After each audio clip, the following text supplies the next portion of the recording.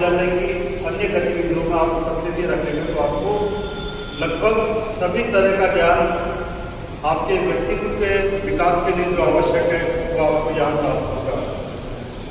चाहे आप साहित्यिक सांस्कृतिक गतिविधियाँ हो, चाहे खेलकूद गतिविधियाँ हो, ये सब हमारे व्यक्तित्व का संपूर्ण विकास के लिए उतनी ही आवश्यक है जितना पाठ्यक्रम का अध्ययन आवश्यक है।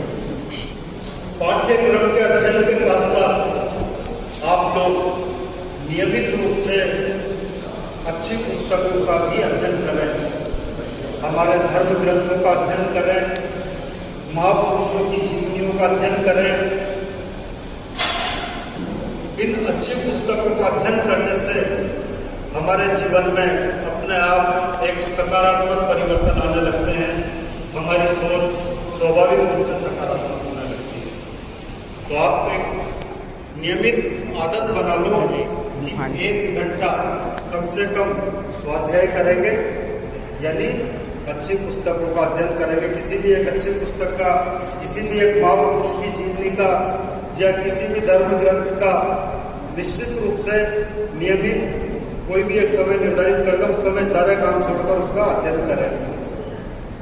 आप कुछ ही समय में अपने जीवन में अनेकों परिवर्तन महसूस करने लगेंगे।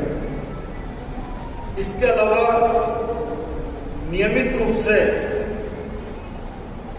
किसी भी एक खेल को आधे घंटे से 1 घंटे तक नियमित खेलें, चाहे टेबल टेनिस हो, बैडमिंटन हो, शतरंज हो, क्रिकेट हो, फुटबॉल हो, हॉकी हो, बास्केटबॉल हो, जो भी खेल आप खेल सकते हैं, जो भी आपको अच्छा लगे उसको आधे से 1 घंटे तक उसका भी नियमित अभ्यास करें। और कम से कम या कॉलेज में पढ़ने के बाद 4 घंटे तक अपने पाठ्यक्रम का अध्ययन करें। अगर आपने इतना कर लिया तो आप जब यहाँ महाविद्यालय शिक्षा पूर्ण करके महाविद्यालय से बाहर जाएंगे अपने व्यवहारिक जीवन को जीने के लिए, तो आप अपने आप ही सामान्य से अलग नजर आने लगेंगे। आपका व्यक्तित्व सामान्य से अलग नजर आने लगेगा। तो नियमित आदत डालोगे आप लोग अध्ययन की, खेलकूद की और अच्छी पुस्तकों के अध्ययन के साथ साथ स्वाध्याय की, संत महापुरुषों के प्रवचनों को सुनने की। कितने बच्चे करेंगे ये आदत? कितनी डेवलप करोगे? घर जाकर भूल मत जाना। अच्छी आदतें जितने हमारे जीवन में विकसित होती जाएगी उतना ही हमारा जीवन समृद्ध होता जाएगा, हमारे विकार नष्ट होते जाएंगे, हमारे अंदर अनुकूलता आने लगेगी, सकारात्मकता आने लगेगी। और राष्ट्रीय सेवा योजना यानी राष्ट्र के प्रति आपका समर्पण भाव, आपका देश प्रेम का भाव, आपका देशभक्ति का भाव, राष्ट्र सेवा का भाव, ये सब राष्ट्रीय सेवा योजना के विद्यार्थियों को स्वाभाविक रूप से होना चाहिए।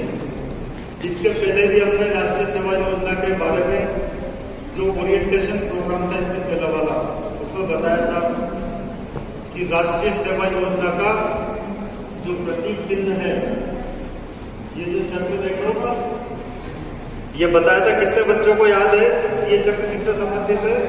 बताओ, खड़ा होकर।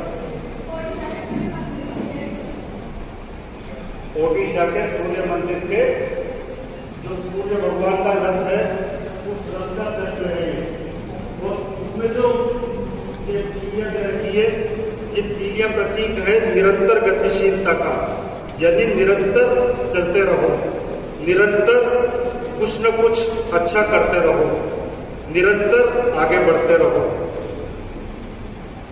इस चक्र का जो नीला कलर है, ये कलर प्रतीक है आपका जीवन के प्रति गहराई से सोचने का तरीका, आपका नजरिया जीवन के प्रति कितना है, कितनी गहराई से आप जीवन को देखते हैं, कितनी गहराई से सोचते हैं।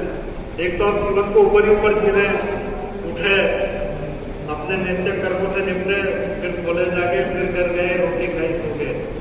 ये एक सामान्य व्यक्ति का जीवन है। और एक व्यक्ति जो भी कर रहा है उसमें अंदर तक गहराई से उतरता है, जो भी किया है उसको पूरा जीता है, जीवन के हर पल को जीता है, जीवन के हर पल का पूरा उपयोग करता है। और ये हमें नीला कलर, हम गहराई में जाए, जो भी करें उसकी पूरी तरह से समझो उस चीज को। जितनी आप गहराई में जाओगे वो चीज उतनी ही रहस्य और उतने ही पर्दे खुलते चले जाएंगे, उतनी ही वो स्पष्ट होती चली जाएगी। तो नीला रंग आपको दर्शाता है, यानी राष्ट्रीय सेवा योजना का ये जो चक्र है या ये प्रतीक चिन्ह है, ये आपको जीवन को गहराई से जीने की प्रेरणा देता है। चक्र की पहिए की, वो पहिया आपको गतिशीलता का संदेश देता है। और इसमें जो लाल कलर है, ये लाल कलर प्रतीक है जोश और उत्साह का, एक निर्भीकता का, निडरता का, नेतृत्व क्षमता का। तो इस लाल कलर से आप जीवन को पूरे जोश और उत्साह के साथ जिए। एक तो आप मुझे जिंदगी को जीते चले जाएं, और एक पूरे मन से जिंदगी को जिए। तो हम जिस भी चीज को देखेंगे उस चीज से हमें कुछ न कुछ सीखने को मिलेगा। बस आपका नजरिया क्या है। अगर आपका नजरिया सकारात्मक है तो हर चीज, नेगेटिव व्यक्ति से भी आप अच्छी चीजें सीख लेंगे। तो आज आप ये संकल्प लेके जाएं कि अपने जीवन में पूर्ण गतिशील रहेंगे। देश प्रेम, देशभक्ति की भावना, राष्ट्र सेवा की भावना अपने जीवन के अंदर, अपने व्यक्तित्व के अंदर और अपने संपर्क में आने वाले दूसरे लोगों के अंदर आप जागृत करेंगे। इसके बाद आप लोग भी अपने अपने विचार रखें। बहुत बहुत हार्दिक धन्यवाद।